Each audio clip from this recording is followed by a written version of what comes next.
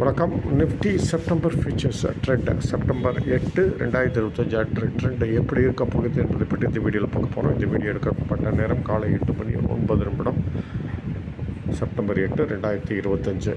இப்போ கடந்த வெள்ளிக்கிழமை செப்டம்பர் 5 2025 அன்று 24,847.70 என்ற நிலையில் முடிந்திருந்தது. இப்போ இன்றைக்கு ட்ரெண்டை தெரியறதுக்கு முன்னாடி கடந்த செப்டம்பர் 5 2025 ட்ரெண்ட் எப்படி இருந்துச்சு அப்படின்னா, இது 25,066 என்ற நிலையை கடந்திருக்க வேண்டும். ஆனால் இது அதை தொடக்கூட முடியல. அப்போ என்ன அர்த்தம்னா, புல்ஸ் டயர்ட் ஆகிட்டாங்க காளைகள். இப்போ சரி, இன்றைக்கி என்ன ட்ரெண்ட் அப்படின்னு பார்த்தா 2-way ட்ரெண்டு. எப்படின்னா, மேலே 25,054 மேலே போனால் கீழே 24,641 இதுதான் நிலைகள். இது இப்போ என்ன நிலைகள் என்று பார்த்து விடுவோம். இப்போ கிஃப்ட் நிஃப்டி என்ன நிலையில் வர்த்தகம் ஆகிட்டுருக்கு அப்படின்னு பார்த்தீங்கன்னா, 24,881 என்ற நிலையில் வர்த்தகம் ஆகிக்கொண்டிருக்கிறது. அப்போ கொஞ்சம் ஹையர் ஓப்பனிங்க. இப்போ 24,881 ட்ரெண்ட் சைடர்னு வச்சுப்போம். இப்போ ஹையர் ஓப்பனிங் எந்த லெவல் இருக்கோ அதை மார்க் பண்ணிக்குவோம். இப்போ 24,881 இது. இப்போ இந்த நிலையில் ஓப்பன் ஆச்சுன்னா இதற்கு மேலே வர்த்தகமான லெஃப்ட் ட்ரெண்ட் அப் டார்கெட் 25,054.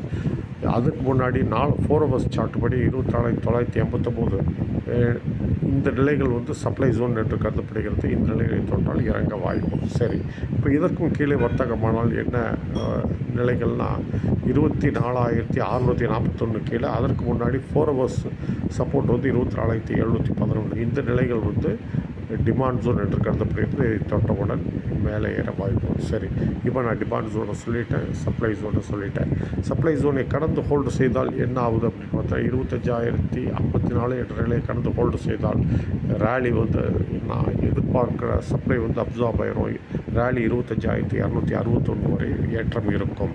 சரி, டிமாண்ட் ஜோனை உடைத்தால் 24,644 உடைத்து ஹோல்டு செய்தால் என்ன ஆகுதுன்னு பார்த்தீங்கன்னா, நம்ம எதிர்பார்க்குற டிமாண்ட் இருக்காது. சரிவு 24,434 என்ற நிலை வரை தொடரும். இதுதான் நிலைகள். அதுக்கு தகுந்த போல் வர்த்தகத்தை எடுத்துக்கொள்ளுங்கள். நன்றி, வணக்கம். மீண்டும் அடுத்த வழியில் சந்திப்போம்.